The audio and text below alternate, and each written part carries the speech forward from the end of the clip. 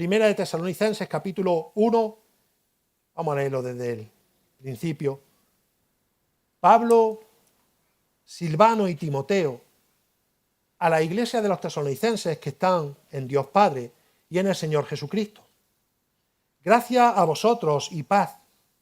Siempre damos gracias a Dios por todos vosotros, haciendo memoria de vosotros en nuestras oraciones, teniendo presente sin cesar delante de nuestro Dios y Padre vuestra obra de fe, vuestro trabajo de amor y la firmeza de vuestra esperanza en nuestro Señor Jesucristo, sabiendo, hermanos amados de Dios, su elección de vosotros, pues nuestro Evangelio no vino a vosotros solo en palabras, sino también en poder y en el Espíritu Santo y con plena convicción. Como sabéis, qué clase de personas demostramos ser entre vosotros por amor de vosotros. Y vosotros, versículo 6, vinisteis a ser imitadores de nosotros y del Señor, habiendo recibido la palabra en medio de mucha tribulación, con gozo del Espíritu Santo. De manera que llegasteis a ser un ejemplo para todos los creyentes en Macedonia y en Acaya, porque saliendo de vosotros, la palabra del Señor ha resonado no solo en Macedonia y Acaya, sino que también por todas partes vuestra fe en Dios se ha divulgado, de modo que nosotros no tenemos la necesidad de hablar nada, pues ellos mismos cuentan acerca de nosotros, de la acogida que tuvimos por parte de vosotros y de cómo os convertisteis de los ídolos a Dios para servir al Dios vivo y verdadero, y esperar de los cielos a su Hijo, el cual resucitó de entre los muertos, es decir, a Jesús, quien nos libra de la ira venidera. Permitidme orar, hermano. Señor, bendice tu palabra que va a ser expuesta. Guíame en el poder de tu Espíritu Santo, Señor, y abre también el corazón de tus siervos para entenderlo, Señor, y aplicarlo. Oramos esto en el nombre de Jesús. Amén. Bueno, hermano, quiero que veamos tres elementos, tres señales de fortaleza para una iglesia del Señor. Y el primero de ellos lo vemos por medio de la unidad de la iglesia. Debemos de imitar, debemos de procurar la unidad de la iglesia, los versículos que van del 2 al 4. El segundo lo vamos a ver, que es por medio del poder del Espíritu Santo, los versículos 5 y 6. Y en tercer lugar vamos a ver que también es por medio de la práctica recibida y predicada, en los versículos 7 y 10. Así que la primera señal de fortaleza que una iglesia debe de tener es por medio de la unidad de la iglesia. Dice de nuevo, siempre damos gracias a Dios por todos vosotros, haciendo mención de vosotros en nuestras oraciones y teniendo presente sin cesar delante de nuestro Dios y Padre vuestra obra de fe, vuestro trabajo de amor y la firmeza de vuestra esperanza en nuestro Señor Jesucristo, sabiendo, hermanos amados de Dios, su elección de vosotros. Ahora, observamos aquí, hermanos, conforme estamos leyendo la carta, que Pablo, después de hacer el saludo formal que está haciendo también en varias de sus cartas, cuando hacemos una lectura de todas las cartas del apóstol Pablo, en las cuales son muy similares, y las empezaba casi todas así, ahora está haciendo aquí alentarlo, ¿verdad? Está alentando a los creyentes. ¿Y cómo observamos que está alentando a los creyentes? Bueno, en la forma en la que Pablo está orando a Dios. Él está diciendo aquí que él agradece a Dios por el ejemplo y por la esperanza que los creyentes de Tesalónica estaban produciendo en su forma de combatir ante las adversidades que ellos estaban pasando. Ahora, daros cuenta, hermanos, porque en la carta estamos ante una información que el apóstol Pablo estaba dirigiéndole a ellos como los receptores de la carta, pero también una información que tiene principios fundamentales para nosotros en el día de hoy, mucho tiempo después, ¿verdad? Y observamos que cuando Pablo y sus colaboradores, aquí al inicio de la carta, oran, lo hacen de una manera muy particular, muy singular, y lo hacen dando gracias en primer lugar. Ahora, observemos el detalle, hermano, porque Pablo está hablando aquí a toda la iglesia. Está hablando a todos los hermanos de Tesalónica. Si observamos de forma detenida, no está individualizando en una persona. Oramos por fulano, oramos por mengano. No está individualizando en un grupo de personas.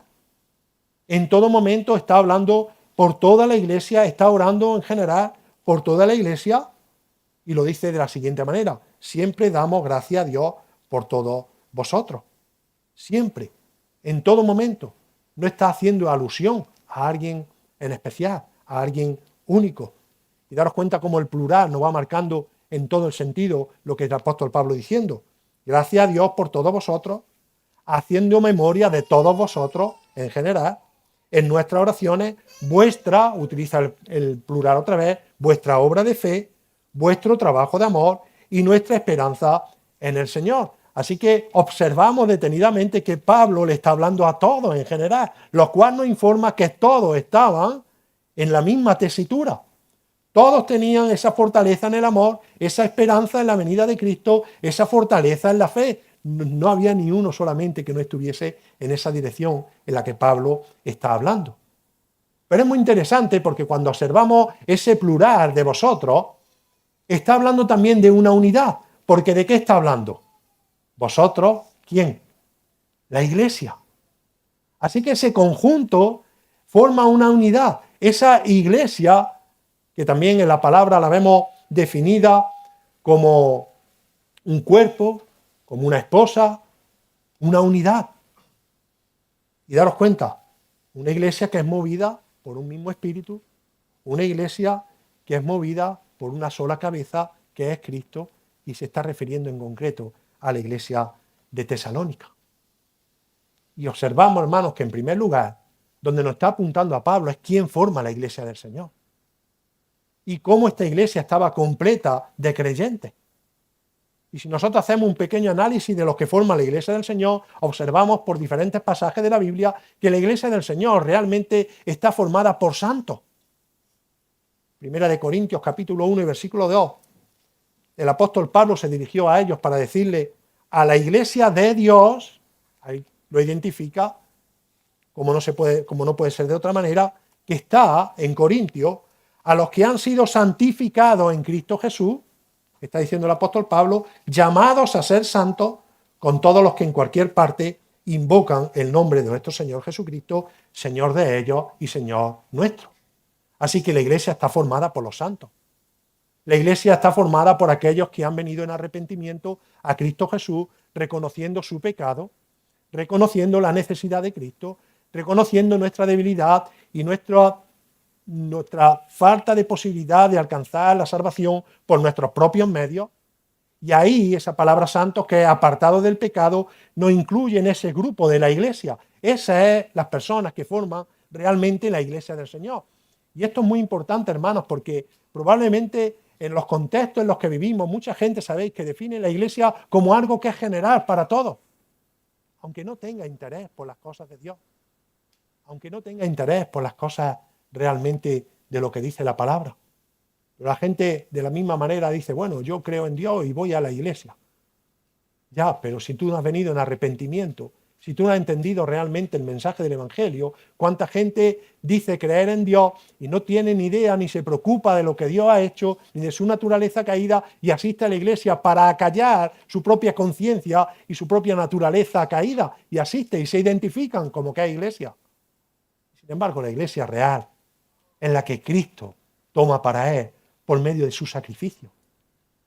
Así que, hermanos, esto es uno de los elementos que forman realmente la iglesia del Señor. Ahora se define también como un cuerpo, ¿verdad? Estos que han sido salvados, que han sido santos, que han sido apartados de la iglesia de Tesalónica y en cualquier otro sitio, forman ese cuerpo. Y me encanta decir, hermano, el cuerpo cuya cabeza es la cabeza con más cordura que jamás haya habido en la tierra, porque es Cristo.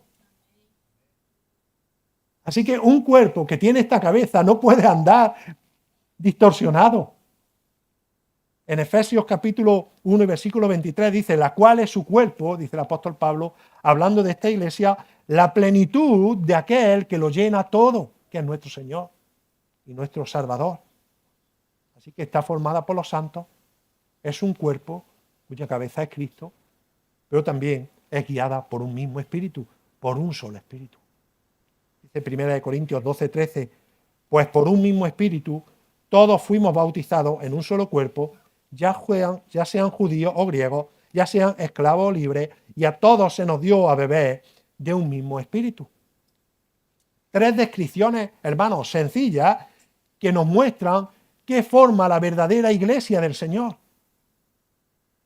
¿Qué forma la verdadera iglesia del Señor? Aquellos, podríamos definirlo de una manera sencilla, que han sido redimidos por Cristo, que han sido salvados por Cristo. Y daros cuenta, porque estos eran los destinatarios de la carta a los cuales el apóstol Pablo le estaba escribiendo. Y no solamente estos eran los destinatarios, sino que eran los que estaban funcionando como los santos, con un solo cuerpo y guiados por un solo espíritu. La iglesia de Tesalónica. Y daros cuenta, hermanos, porque estos eran por los que Pablo estaba dando gracias a Dios en primer lugar por ellos. Y es muy importante esto porque, hermanos, en nuestras oraciones, de forma práctica, nunca debemos de dejar de orar por la iglesia. De orar por la iglesia con estos conceptos, porque la iglesia está formada por los santos, son un solo cuerpo y están siendo guiados por el Espíritu Santo, porque Dios capacita a sus hijos cuando son convertidos con los dones para la edificación de la iglesia, porque son aquellos que formamos ahora la gran familia en la fe, la cual un día vamos a estar en la eternidad con nuestro Señor Jesucristo, con cuerpos glorificados, y aún aquí en estos momentos en la tierra tenemos que seguir dando gracias, no solamente por la iglesia en general, sino por cada uno de los miembros que componen la iglesia del Señor. Este es el ejemplo que está dando aquí el apóstol Pablo. Ahora, de una manera más especial, hermano, no olvidándonos que tenemos que orar por la iglesia cada vez que oramos los unos por los otros, por las que tenemos más cercanas, evidentemente, pero también en nuestra iglesia oramos, Señor, cuida de tu iglesia allí donde se halla, en cualquier parte del mundo, aunque no pongamos cara. Yo ahora estoy poniendo cara a hermanos que vamos a vivir la eternidad, así que nos conoceremos en el cielo. Pero aunque oremos sin vernos las caras, estamos orando por aquellos que han sido redimidos también por esa sangre preciosa de Cristo Jesús. Pero principalmente, y daros cuenta si esto es importante, hermano, porque todos y cada uno de nosotros partimos de nuestra naturaleza caída. Cuando oramos por la iglesia, siempre en nuestra mente, en nuestro recuerdo, en nuestra oración, tiene que estar presente a nuestro Dios Todopoderoso, al dueño de la iglesia, al Señor de la iglesia, a quien guía la iglesia, al que puede faltar cualquier persona en la iglesia, pero el que no puede faltar es Cristo en el centro de toda nuestra vida, de toda nuestra predicación, de toda cualquier cosa que nosotros hagamos. Y daros cuenta, y eso es lo que el apóstol Pablo está haciendo aquí. Porque mirad cómo dice, damos siempre gracias a Dios. Y a continuación, ya es cuando empieza a decir por todos y cada uno de vosotros. Si Pablo está dando gracias aquí de forma colectiva, si Pablo está dando unas gracias porque era conocedor de todo lo que estaba sucediendo en Tesalónica, lo estaba haciendo también porque todos a una, toda la iglesia a una, estaban mostrando unas marcas identificativas de la iglesia verdadera del Señor ante las adversidades que ellos iban a recibir. Así que, ante la adversidad de la predicación del Evangelio, ante la adversidad de estar en una ciudad tan idólatra, ante la adversidad de tener oposición, daros cuenta, la unidad de la iglesia estaba destacando sobre todas estas cosas y era algo identificable para ellos. Ahora, el pasaje no lo dice. ¿Qué elementos favorables caracterizaban a esta iglesia? Y continúa el pasaje diciendo su obra de fe, el trabajo del amor y la firmeza en la esperanza que ellos tenían puesta.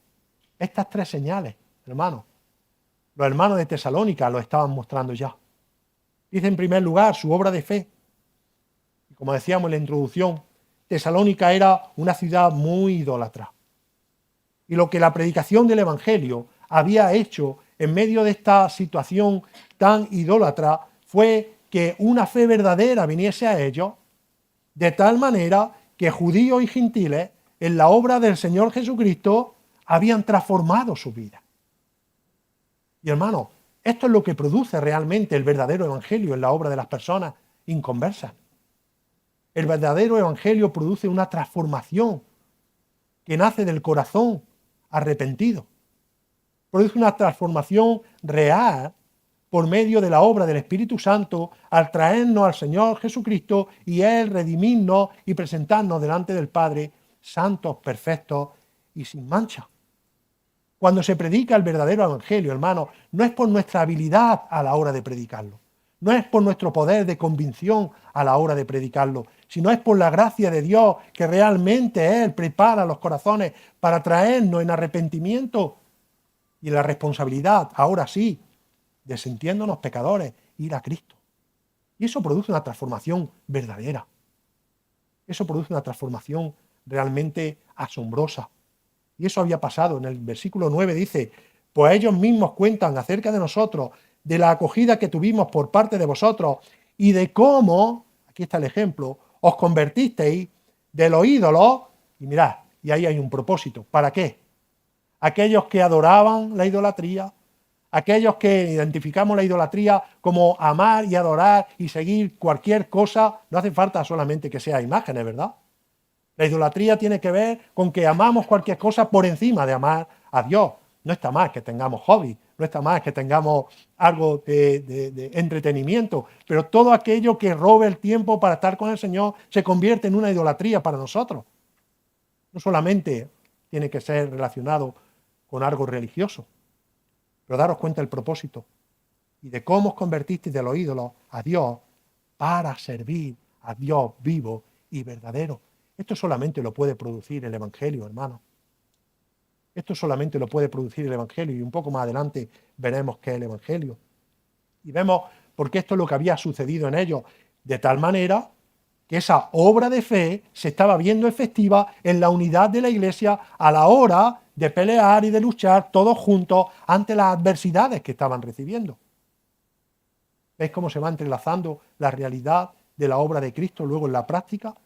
Pero aún, de forma escalonada, el apóstol Pablo dice, pero también como fruto, en primer lugar, de esa transformación de Cristo, ¿cómo está resultando en los hermanos creyentes? Pues su trabajo de amor. Su trabajo de amor. Y daros cuenta, porque en este versículo, podemos hacer un análisis de lo que realmente es el amor. Y no solamente irnos a 1 Corintios para hablar del amor. Porque aquí la palabra trabajar o la palabra laborar significa faena, esforzarse de forma agradable, pero no esforzarse de forma renegada. Mirad, hermanos, cuando nosotros servimos para el Señor, tenemos que hacerlo siempre contentos y gozosos. Siempre, porque estamos sirviendo en primer lugar a nuestro Dios. Cuando Él nos salva, nos capacita, nos da dones, ¿para qué? Para la edificación de la iglesia. Sea cual sea, Él da el don que la persona necesita y capacita para el servicio de la iglesia. Pero el primer agradecimiento es a nuestro Dios. Y algunas veces servimos de forma, no con todo el gozo, ¿verdad? Bueno, hoy me toca hacer esto. Hermano, si el Señor te ha dado el don de servicio o el don de predicar o el don de los tantos que hay en las 2 listas o las 3 listas que vemos en la palabra, siempre hay que hacerlo con gozo. Siempre hay que hacerlo con alegría.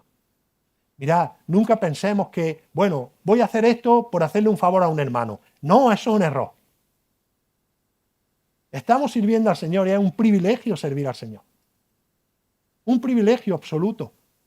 Y eso es lo que el apóstol Pablo está diciendo aquí, porque la obra de fe verdadera en los creyentes hace que sirva de forma amorosa en los creyentes, sin pararte a pensar si es una carga pesada, sin pararte a pensar que es un prejuicio. Todo lo contrario, pensando que eso da gloria a Dios, que eso exalta a nuestro Señor Jesucristo. Y lo vemos en ese mismo pasaje, ¿verdad? La consecuencia de la conversión de los ídolos al Dios vivo era servir al Dios vivo y verdadero. Y eso actualmente también está en nuestras vidas, hermanos. Debemos de hacer nuestro trabajo, no solamente en la iglesia. Como creyentes debemos hacer nuestro trabajo allí donde Él nos ponga con excelencia y con integridad y con absoluta pulcritud en todo momento. Porque el Señor está observando a su Hijo. Porque somos luminares en medio de un mundo de tinieblas. porque nadie va a recibir de otra persona que no sea creyente las bendiciones que puede recibir de un creyente. Yo siempre doy gracias a Dios porque tenemos hermanos en posiciones en los que, bueno, la sociedad los levanta mucho, ¿verdad? Mira, un hermano que es doctor, bueno, pues tan valioso es el hermano que es el doctor como el que pone ladrillos si cumple con su función amorosa de servir al Señor y hacerlo de manera que pueda dar un testimonio vivo y eficaz a todas las personas que tienen a su alrededor y no son creyentes. Gloria a Dios por esos dos hermanos.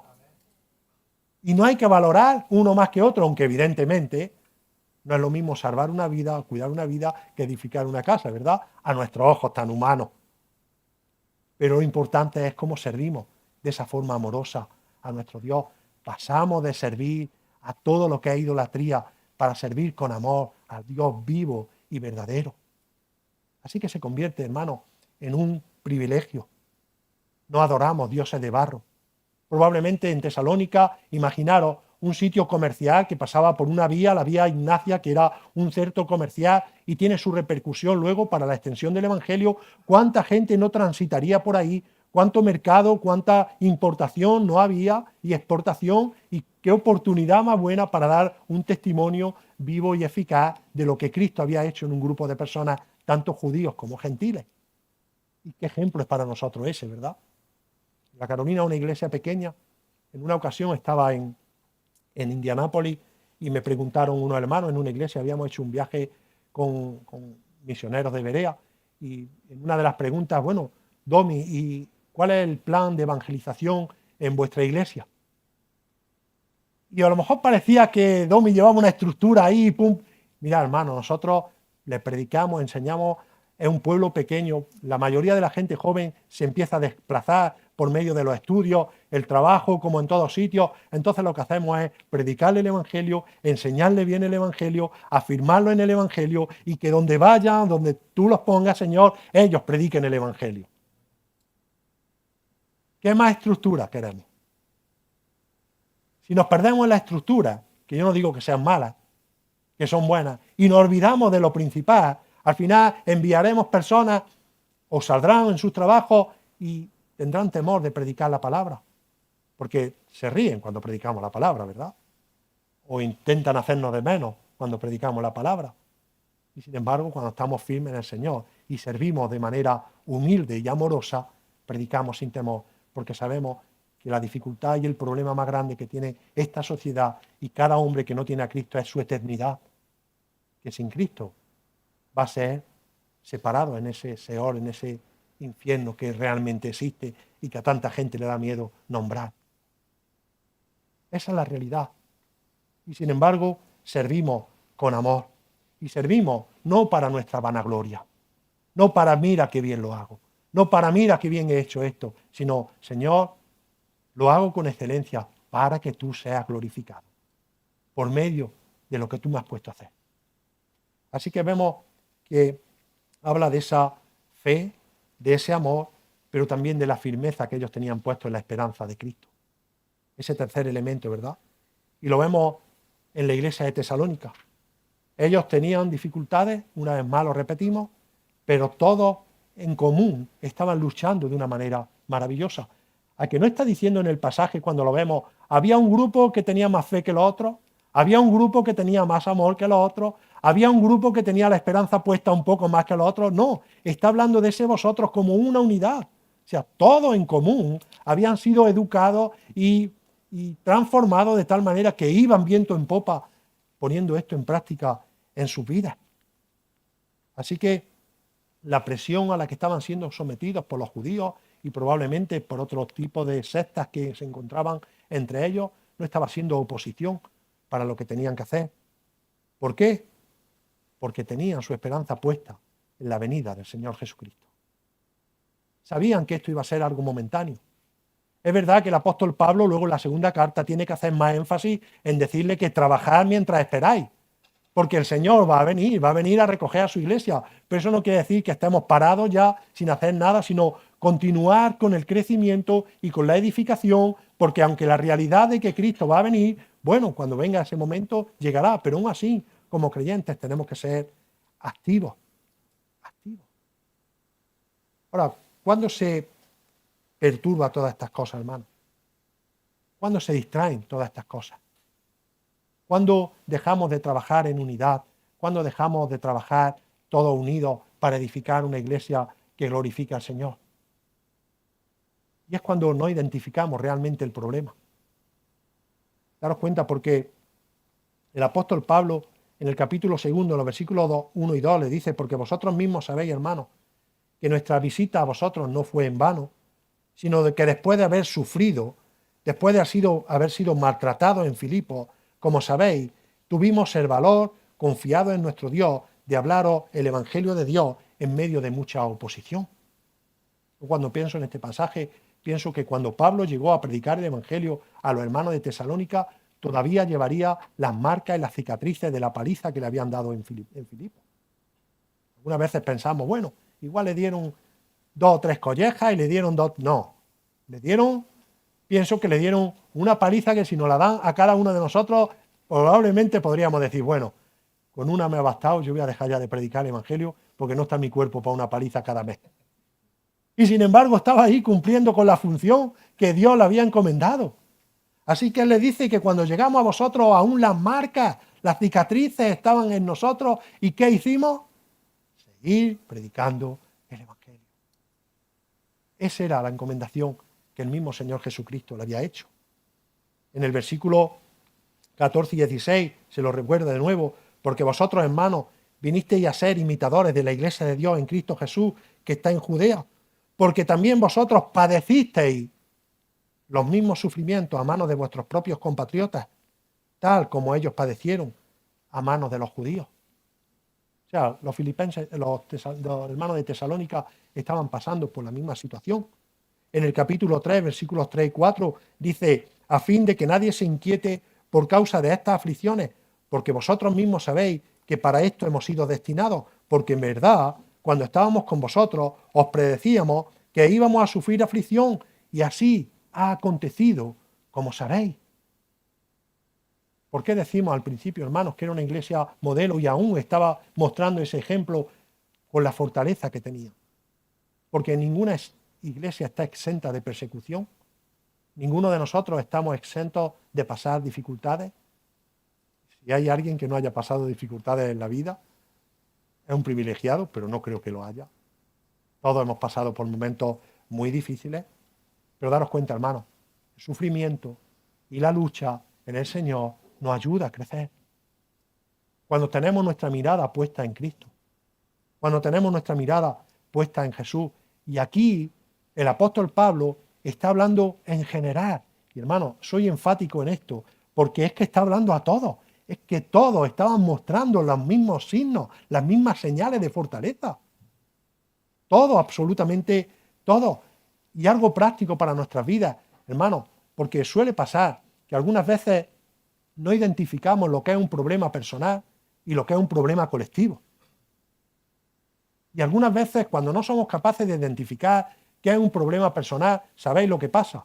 Lo llevamos a la iglesia buscando un culpable de lo que pasa en mi vida, lo tiene el resto de la iglesia. Y esto es un verdadero problema. Porque si yo tengo un problema personal y soy creyente y es un problema de pecado, tengo que ponerme delante del Señor, pedir perdón y restaurar mi vida. Y usar a la iglesia, entenderme esta palabra usar, para que ore por mí, para que me fortalezca, para que me edifique. Pero si yo traigo un problema personal y ahora empiezo a buscar un culpable dentro de la iglesia, eso va a afectar a uno y a otro. Y va a debilitar la fortaleza de la iglesia. Y va a debilitar el amor de la iglesia. Y hermano, todos sabemos identificar eso. Y cuando hay un problema de la iglesia, cuando hay una persecución, cuando hay cualquier tipo de problema, ¿qué hace la iglesia? Se une, porque al final es una ofensa, no contra nosotros en particular, sino que es una ofensa directamente contra Dios. Y ahí es donde se necesita esa unidad. Así que esa es una clave para nosotros, hermanos. Identifiquemos realmente qué es lo personal. Y pongámoslo en manos del Señor. Y pidamos perdón, y pidamos corrección, y tenemos nuestros pastores que nos orientan, que nos guían, que oran por nosotros, que nos instruyen, que nos redirigen una y otra vez a la palabra para ser corregidos, y a nivel general para toda la iglesia. Y ahí es donde actúa la iglesia, ¿verdad? Oramos los unos por los otros. No todos tenemos las mismas dificultades, ni en el mismo momento, ni las mismas circunstancias, pero oramos los unos por los otros porque creemos en la oración intercesora para que el Señor obre conforme a su voluntad. No a nuestra voluntad, sino a su voluntad que es santa y perfecta. Así que no le damos instrucciones a Dios. Dios sabe lo que tiene que hacer en todo momento. Solamente le decimos, Señor, esta es nuestra necesidad. La ponemos delante de ti. Que tú nos ayudes, que tú nos guíes, que tú nos fortalezcas. Que podamos ser de ayuda para este hermano. Pero si por otra parte, en medio de esa angustia que no somos capaces de reaccionar, nos ponemos del lado del enemigo, problema, ¿verdad? Sea cual sea. Y suele pasar. Cuando en una iglesia local hay cualquier diferencia entre hermanos y hay algún hermano que tampoco le cae muy bien el otro hermano y va a decirle, mira lo que me ha hecho, y hay ahí una alianza, ¡buf! Apaga y vámonos, hermano. Apaga y vámonos. Porque esos son como las zorras pequeñas que se van introduciendo y van minándolo todo. Y cuando quieres acordar, la murmuración, que es el pecado que más daño hace en la iglesia, está establecida y hasta tiene un banco donde se pueda sentar y estar acomodada. Así que, hermanos, todo esto hace que una iglesia no crezca fuerte. ¿Y qué decíamos que era el primer punto? Una iglesia que es fuerte en el Señor. Es fuerte en el Señor. Y de esta manera la iglesia de Tesalónica, y de esta manera lo estaban mostrando porque podían soportar toda la presión a la que estaban siendo sometidos. Es tremendo, hermano. Y esas virtudes deben de ser guiadas también y puestas en práctica por cada uno de nosotros. Esas virtudes tienen que ser puestas en práctica por cada uno de nosotros porque nuestra esperanza como creyentes, los que somos creyentes, está puesta en la venida del Señor Jesucristo. De hecho, si leéis la primera carta del apóstol Pablo a los tesalonicenses, cada uno de los capítulos termina con una alusión a la esperanza de que el Señor va a venir a recoger a su iglesia. Todo y cada uno. En el capítulo 1 lo termina en el versículo 10, haciendo alusión a la venida de Cristo, su segunda venida. En el capítulo 2, versículo 19. En el capítulo 3, versículo 13. En el capítulo 4, versículo 13 también, hasta el 18. Y en el capítulo 5, en el versículo 23. Constantemente les recuerda, el Señor va a venir, nuestra esperanza está ahí. Hermanos, fortalezcámonos en todo esto. Así que nos damos cuenta que estas virtudes, hermanos, deben de distinguirse en cada uno de los cristianos para que se vea también en el conjunto de la iglesia en general. Ahora, daros cuenta, porque el apóstol Pablo aquí ahora va a hacer un poco más de énfasis en el versículo 4, diciendo, sabiendo, hermanos amados de Dios, su elección de vosotros. La Reina Valera lo dice de la siguiente manera, porque conocemos, hermanos amados de Dios, de vuestra elección. Ahora, aquí, ayer lo veíamos en uno de los ejercicios, hay que hacerle preguntas al texto, ¿verdad? Bueno, las preguntas que yo le hacía cuando lo estudiaba era, bueno, ¿cómo sabía o conocía Pablo de los creyentes para salvación por parte de Dios? O sea, ¿Pablo tenía conocimiento de esto, de los que iban a ser salvos? Hagámonos la pregunta a nosotros, hermanos. ¿Nosotros conocemos los que van a ser salvos? No, ¿verdad? Eso es algo que le pertenece a Dios, en la omnisciencia de Dios, en la soberanía de Dios. No tenemos esa información. Pablo tampoco tenía esa información, pero Pablo lo único que hizo es lo que Dios le había mandado, que fue predica el Evangelio a todo aquel ser humano, por parafrasear, que se mueva en la faz de la tierra, en el círculo en el que yo te he puesto para que estés predicando el Evangelio. Y lo que sucedió, que Dios en su gracia abrió el corazón de estos hermanos de Tesalónica para que la palabra produciera lo que ellos ya estaban poniendo en práctica. Hechos 13, versículos 46-47, dice, entonces Pablo y Bernabé hablaron con valor y dijeron, era necesario que la palabra de Dios os fuera predicada primeramente a vosotros, mas ya que la rechazáis y no os juzgáis dignos de la vida eterna, he aquí, nos volvemos a los gentiles, porque así, dice el texto, nos lo ha mandado el Señor. Así lo ha mandado el Señor. Él es el que conoce. Romanos 8:33 dice, ¿quién acusará a los elegidos de Dios? Dios es el que justifica.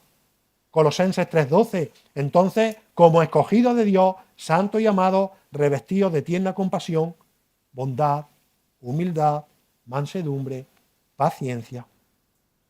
Hermano, el ser humano responde al llamado por los estímulos de Dios en el corazón, por la invitación de Cristo a venir a entregar su vida a Él. Esa es la responsabilidad. Y eso es lo que los hermanos de Tesalónica habían hecho. Y esas señales eran evidentes, porque Dios ya sabía todo lo que iba a suceder en la vida de estos creyentes. Mi hermano sabe lo que va a suceder en nuestras vidas. Y probablemente haya aquí, no conozco absolutamente a nadie, y repito una y otra vez la palabra hermano, pero probablemente aquí haya personas que lleven viniendo tiempo y no conozcan aún a Cristo. Y ahora mismo, aunque veáis que os miro, no os conozco, hermano, pero por no cerrar los ojos. Pero si la necesidad más urgente ahora mismo en tu vida es que necesitas a Cristo, el Señor sabe el por qué estás aquí. El Señor conoce el corazón. El Señor conoce de nuestra naturaleza caída. El Señor conoce que somos pecadores, porque ni uno de nosotros ha nacido santo y perfecto. Y sin embargo, hoy en día Él sigue ofreciendo su gracia. Y sigue ofreciendo su perdón. Y su última gota de sangre que derramó en la cruz del Calvario sigue teniendo las mismas propiedades que la tuvo en el mismo momento en que la derramó y se entregó al Padre y dijo, consumado es. Y si estás escuchando este mensaje domingo tras domingo y tu corazón sigue aún endurecido, cualquier situación, por muy difícil que sea, la más complicada que hay, es que si pasamos de vida a muerte en cualquier momento, y si pasas sin Cristo, no va a estar con el Señor, va a estar en el sufrimiento eterno. Una vez le hicieron una pregunta al pastor John MacArthur, bueno, si hablamos del infierno, ¿es bueno hablarle a las personas del infierno para que se conviertan a Cristo? Y le dijo, ¿te parece poco? Es una realidad, aunque evidentemente predicamos la gracia de Cristo, y eso es lo que realmente hoy en día tiene vigor. Hermanos, cuando yo era joven, cuando era un niño, no recuerdo qué tipo de enfermedad tenía, de cosas de niños, que tenía que realizarme constantemente transfusiones de sangre. Y aún tengo un vago recuerdo, porque recuerdo que iba a esos hospitales en los que las gomas, ¿os acordáis? Esa goma amarilla, hoy como todos están diseñados, una goma ahí, daba pánico hasta entrar. Y mi madre siempre estaba ahí pasándome su sangre a la mía. Y cuando no podía, la de otra persona. Y la de otra persona. Y me hacían esas transfusiones y por un tiempo me daban vida. Pero Domi iba a morir al final. Mirad, como ejemplo, hermano.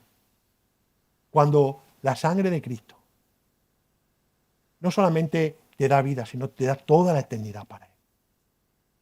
Realmente es algo que necesitamos. Porque todos vamos a morir. Venía recientemente para acá. Me llamaba uno de mis hijos, el mayor. Y me decía, papá, se ha matado un hijo de un creyente, amigo nuestro, con una moto. Y mis hijos son moteros. Y les gustan las motos y salen en moto. Y me entristecía realmente como nos entristece y trataba de quitarlo de mi cabeza para poder predicar dando gracias al Señor por su gracia y su soberanía, pero con 24 años. Y uno dice, ¿y cuántas veces escuchar el Evangelio? ¿Y cuántas veces realmente estamos al filo de la navaja, andando, caminando sobre la cuerda floja, creyendo que tenemos toda una vida por delante para venir a Cristo y de pronto?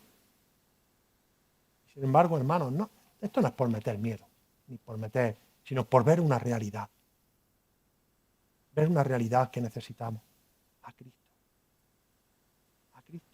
Y si Él nos regala después de convertirnos a Él 3 días más, gloria a Dios, y nos lleva a su presencia. Ojalá y venga pronto, porque vivimos en el sitio más peligroso que se puede vivir, que es este mundo. Ojalá viniera en cualquier momento, porque Él consideraría que ya ha llegado ese día. Pero mientras hay oportunidad, si no tienes a Cristo, ven a Cristo. Mediante el arrepentimiento de tu pecado, reconociendo que Cristo es el único y poderoso Salvador, y Él te va a salvar. Y mañana vamos a tener problemas, claro que sí. No va a empezar nuestra vida de color de rosa. y probablemente más problemas que cuando no éramos creyentes, porque nuestro concepto de la moralidad y del pecado va a ser más consciente. Así que cualquier pecado que cometemos una vez que somos salvados, para mí tiene es mucho peor que cualquiera que hiciera anterior a mi salvación. Pero hermano, tendremos la esperanza de que Cristo va a venir. Y si pasamos a su presencia, de que vamos a estar con Él. Ahora, ¿es suficiente la unidad de la Iglesia? El apóstol Pablo dice algo más. No solamente la unidad de la Iglesia es una fortaleza para el Señor, sino además que es necesario el poder del Espíritu Santo. La obra del Espíritu Santo. Dice el versículo 5, por nuestro Evangelio, no vino a vosotros solamente en palabras, sino que también vino en poder del Espíritu Santo y con plena convicción, como sabéis qué clase de personas demostramos ser entre vosotros por amor a vosotros. Si nosotros parafraseamos este versículo, yo lo he hecho de la siguiente manera, hermano.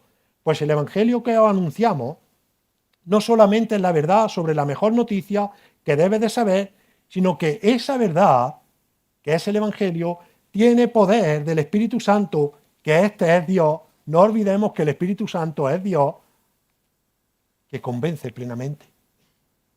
Ahora, lo que Pablo continúa aquí diciendo tiene relación con los versículos que veíamos anteriormente. Pablo no se está atribuyendo aquí en ningún momento la salvación de los hermanos de Tesalónica.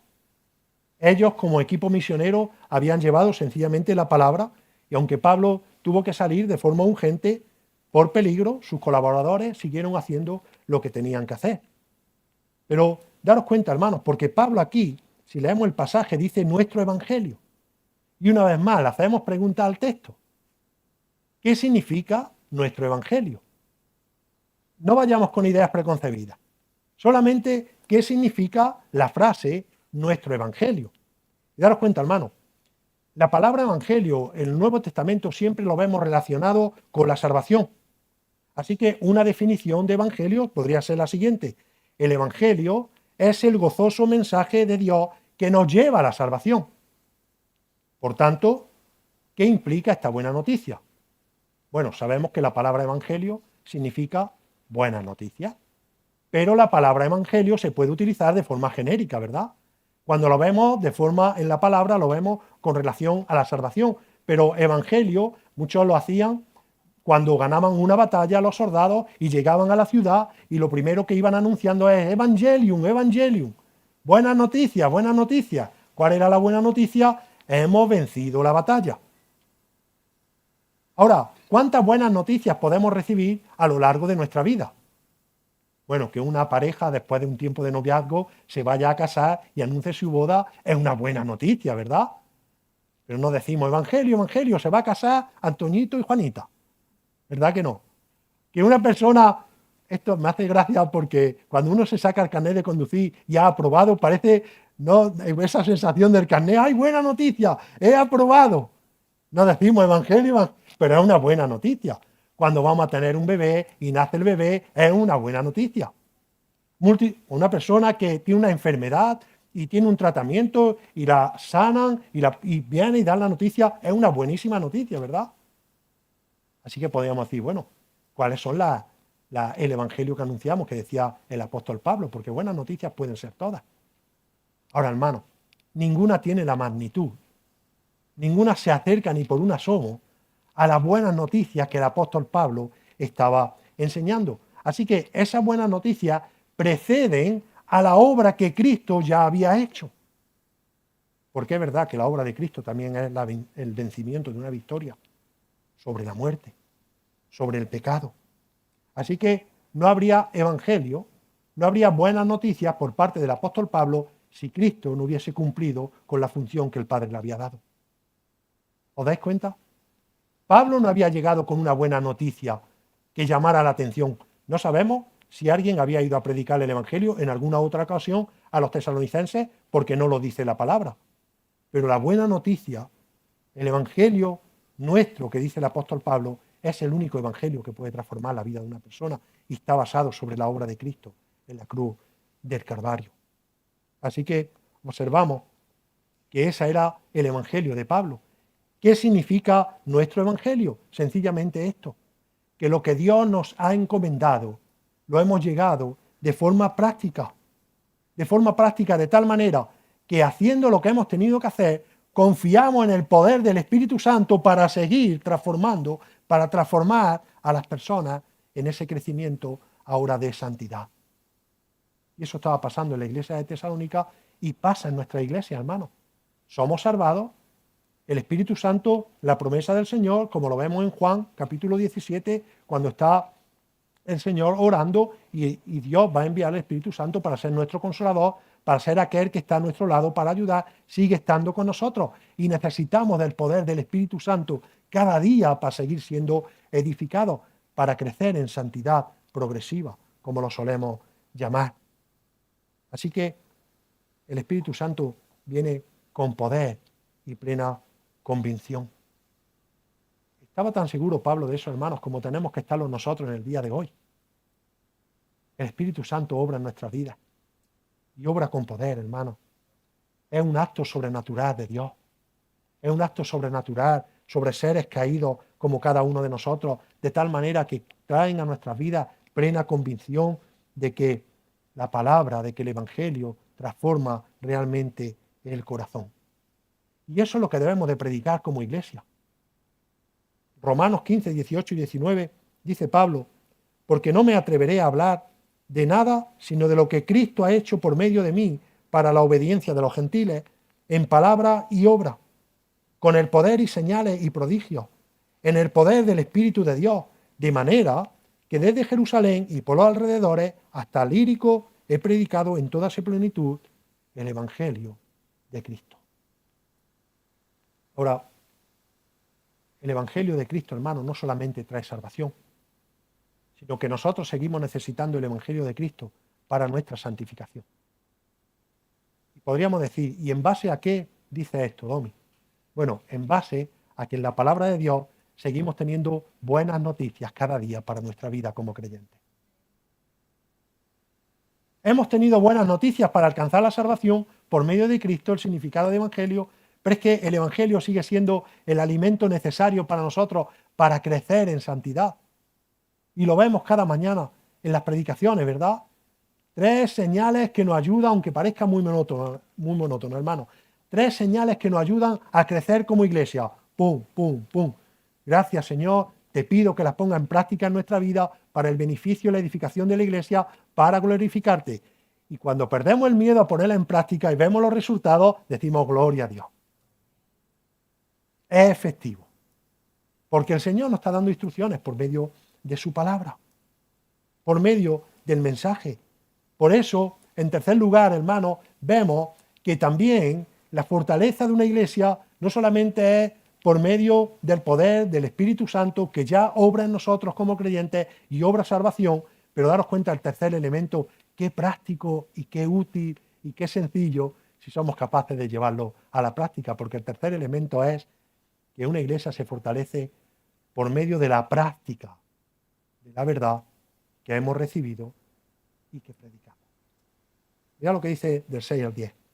Y vosotros, una vez más usa el plural, vinisteis a ser imitadores de nosotros y del Señor, habiendo recibido la palabra en medio de mucha tribulación con el gozo del Espíritu Santo. De manera, daros cuenta del resultado, que llegasteis a ser un ejemplo para todos los creyentes en Macedonia y en Acaya, porque saliendo de vosotros la palabra del Señor ha resonado no solo en Macedonia y Acaya, sino que también por todas partes vuestra fe en Dios se ha divulgado. De modo que nosotros no tenemos necesidad de hablar nada, pues ellos mismos cuentan acerca de nosotros, de la acogida que tuvimos por parte de vosotros y de cómo os convertisteis de los ídolos a Dios para servir al Dios vivo y verdadero y esperar de los cielos a su Hijo, el cual resucitó de entre los muertos, es decir, a Jesús, quien nos libra de la ira venidora. Hermanos, es curiosa la palabra que usa aquí el apóstol Pablo, imitadores. Sed imitadores. Pablo la utiliza muchas veces, ¿verdad? Porque Pablo la usa aquí y está hablando que debemos de imitar algo. De hecho, la raíz de la palabra imitadores es mimo. Todos sabemos lo que es un mimo, ¿verdad? Y vivimos en la era de la imitación. Cualquier cosa se puede imitar y además con una precisión que tienes que mirarla 2 veces para saber si realmente es falsa o verdadera, porque se imita todo, absolutamente todo. Hombre, a no ser que te compres un jersey que en vez de Adidas ponga Apida y si lo va a notar. Pero como ponga Adidas también y mires cualquier detalle, no. A no ser que llegue el experto y diga, no, es que la costura, que lo habrá también, no digo yo que no. Pero lo que Pablo está diciendo aquí es ser imitadores con ese raíz de mimo, ¿verdad? Aquel que imita a alguien. Y Pablo exhorta varias veces a ser imitadores de él. Por ejemplo, en 1 Corintios 11:1 dice, sed imitadores de mí, pero ¿qué añade? ¿Recordáis ese pasaje? Como yo lo soy de Cristo. Y en Efesios 5:1 dice, y daros cuenta de esto porque lo vamos a relacionar ahora con lo que le está diciendo a los hermanos de Tesalónica. Sed pues imitadores de Dios como hijos amados. Ahora daros cuenta, hermanos, porque la diferencia aquí en estos dos pasajes con el que estamos tratando nosotros en los tesalonicenses, lo que Pablo está diciendo es una acción que tienen que hacer. Sed imitadores de mí, tanto a los corintios como a los efesios. Lo está exhortando a imitarlo a él de la misma manera que él está imitando a Cristo. En las acciones todos conocemos que tenemos atributos, Dios tiene atributos comunicables y tiene atributos incomunicables, ¿verdad? Ninguno de nosotros somos omniscientes, pero sin embargo Dios es omnisciente, es un atributo incomunicable, no lo sabemos todo. Dios es todopoderoso y nosotros no somos todopoderosos, un atributo incomunicable. Pero Dios es amor y nosotros podemos dar amor, es un atributo comunicable.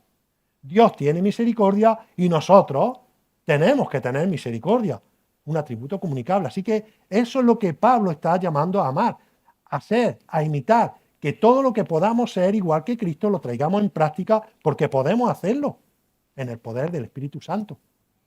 Pero daros cuenta, hermanos, porque aquí hay un detalle muy importante.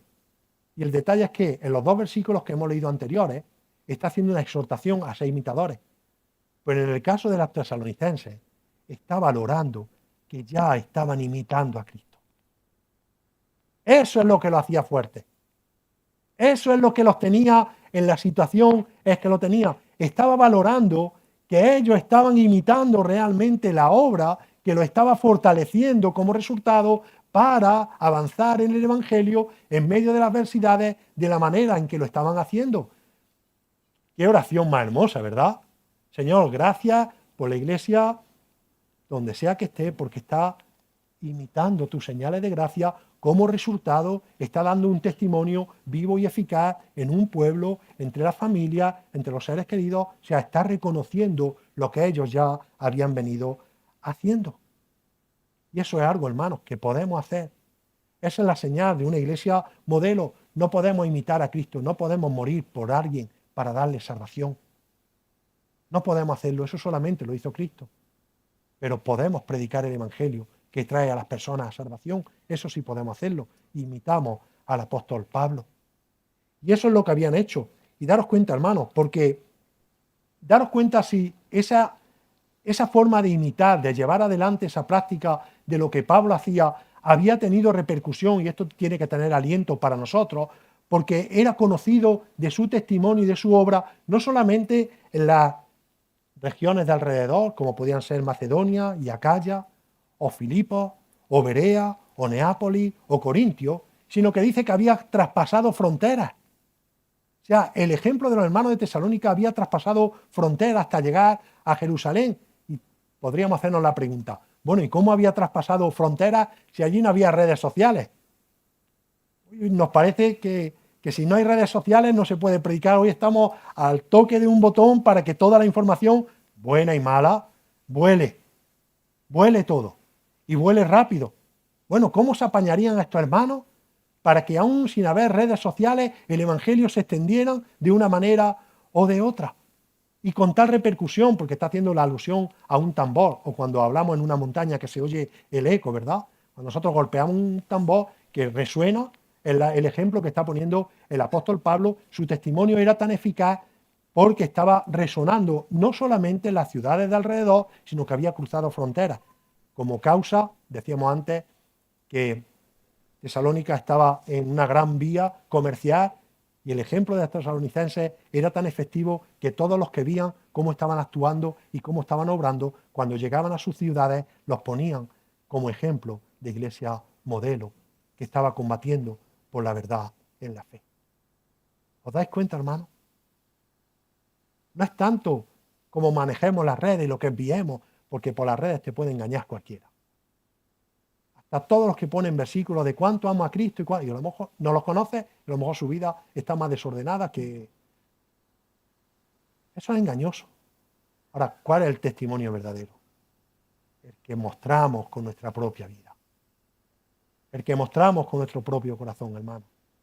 El que mostramos como unidad de iglesia.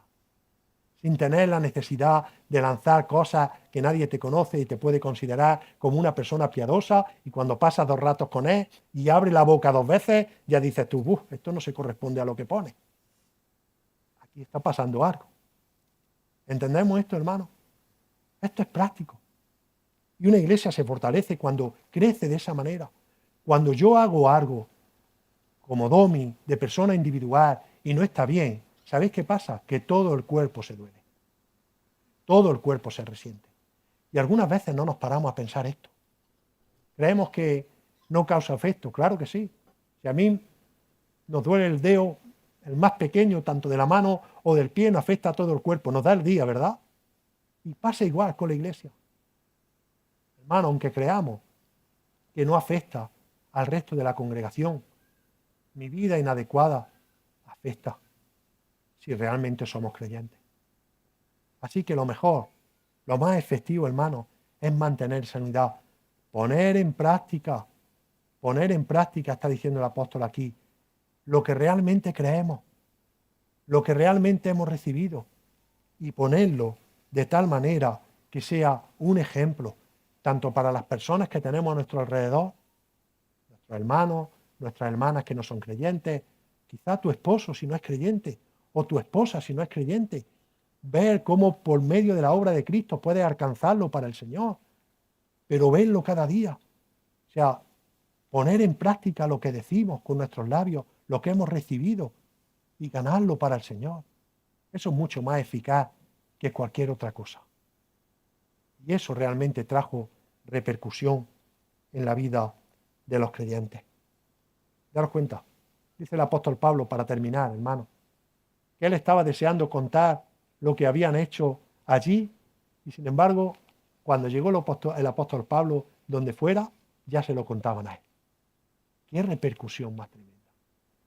Qué repercusión de una vida realmente digna del Evangelio que hemos recibido. Y eso es lo que, hermano, fortalece a una iglesia. Y de verdad, y lo digo con todo el cariño y con todo el amor, ¿hay trabajo en esto? Sí. Claro que hay trabajo. Hay trabajo individual, hay trabajo pastoral, hay trabajo personal, pero la intención, la idea, lo que glorifica al Señor es formar una iglesia fuerte en el Señor. Ese es el propósito. Y darle gloria al Señor. Qué alegría, hermanos, que haya en una iglesia 3, 4 miembros que se estén formando, y lo decía nuestro hermano, el pastor Rodrigo, lo decía, con el único propósito de ser más útiles para los demás, más útiles para nuestra propia casa, casas transformadas, esposas, esposos transformados, hijos transformados. No hay otra pretensión. ¿Qué mejor motivo de vivir los días que el Señor nos dé para esto? Para crear esa iglesia fuerte que honra y glorifica el nombre de nuestro Señor Jesucristo. Así que, para terminar, una iglesia modelo fuerte en el Señor, ¿por medio de qué? En primer lugar, de la unidad de la iglesia. En segundo lugar, el poder del Espíritu. En tercer lugar, la práctica de la palabra y de lo que predicamos. Hermano, os amo de corazón, aunque os conozca de un día, porque sois mi hermano en la fe. Y los que no estéis en Cristo, oraré que el Señor obre en el corazón y pueda traeros a salvación. Y mientras tanto, y el Señor viene y nos lleva, que esta iglesia siga siendo edificada, siga guiando al pastor Rodrigo, a los hermanos, en los ministerios, hacerlo con excelencia, hermano, con excelencia para el Señor, porque Él merece toda la gloria y merece toda la alabanza. Amén. Y voy a terminar en oración, una breve oración. Señor, gracias por este tiempo. Gracias por tu palabra que siempre nos edifica, Señor. Gracias por el ejemplo de los hermanos en Tesalónica que ya están en tu presencia. Gracias por esta iglesia, Señor.